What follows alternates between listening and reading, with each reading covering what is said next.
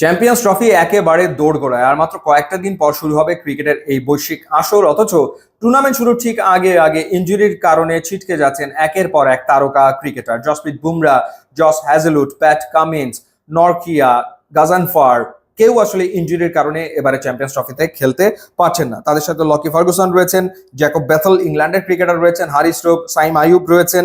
এছাড়া রাচিন রবীন্দ্র তিনিও ইনজুরিতে রয়েছেন, তার খেলাও আসলে অনিশ্চিত। দুটো ঘটনা, এক হচ্ছে চ্যাম্পিয়ন্স ট্রফিতে তারা খেলতে পারছে না, এবং ঠিক তারপর পর আইপিএল কিন্তু রয়েছে।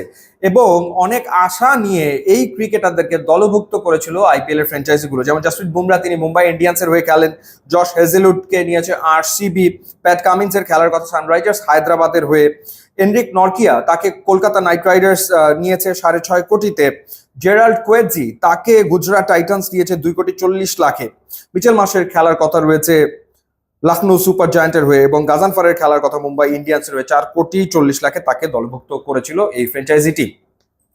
ফ্র্যাঞ্চাইজিগুলো এখন চিন্তা করছে, একেই ইনজুরির তালিকা লম্বা হচ্ছে, এরপরে আবার চ্যাম্পিয়ন্স ট্রফি, অর্থাৎ এই টুর্নামেন্ট চলাকালে তাদের আরো বেশ কয়েকজন ক্রিকেটার যদি ইনজুরিতে পড়ে যায় তখন আসলে হবেটা কি।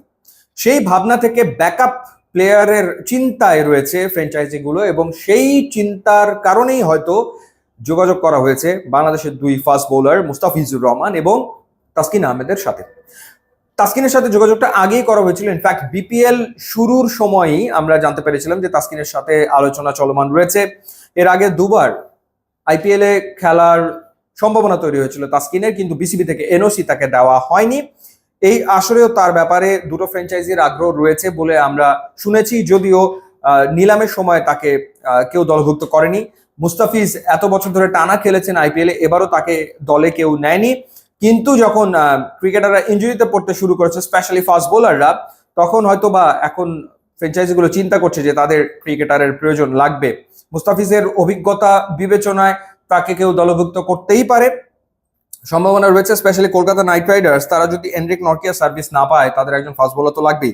এবং জেরাল্ড কোয়েজিকে যদি গুজরাট টাইটান্স না পায়, তাহলে ডেফিনেটলি সেই জায়গায় তাদের একজন ফাস্ট বোলার প্রয়োজন তো পড়বেই। এবং চাইলেই যে ফাস্ট বোলার পাওয়া যাবে ব্যাপারটা তা না, কারণ পাকিস্তান সুপার লিগ রয়েছে, সেখানেও ক্রিকেটাররা খেলবে।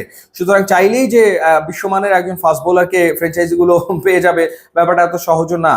তো সেই ক্ষেত্রে এই দুই বাংলাদেশি ফাস্ট বোলারের সাথে যোগাযোগ করা হয়েছে আইপিএল এর ফ্র্যাঞ্চাইজিগুলোর পক্ষ থেকে, সেটা শোনা যাচ্ছে। বাংলাদেশের তিনজন ক্রিকেটার তারা পিএসএল এ খেলবেন, নাহিদ রানা, এরপর লিটন কুমার দাস, এবং একই সাথে রিশাদ হোসেন। তো সেই ক্ষেত্রে এখন তাসকিন এবং মুস্তাফিজ দুই অভিজ্ঞ ক্রিকেটার, এবং ফর্ম বিবেচনা করলে তাসকিন বিপিএল এ দুর্দান্ত পারফর্ম করেছেন, হাইয়েস্ট উইকেট টেকার ছিলেন। সুতরাং তার ব্যাপারে আগ্রহ থাকতেই পারে, আগ্রহ দেখাতেই পারে ইন্ডিয়ার ফ্র্যাঞ্চাইজি গুলো। সুতরাং কয়েকটা দিনের ভেতরেই আসলে এই ব্যাপারটা একেবারে স্পষ্ট হয়ে যাবে যে আসলে এবার এই দুই বাংলাদেশি ক্রিকেটারের আইপিএল এ খেলা হচ্ছে কিনা।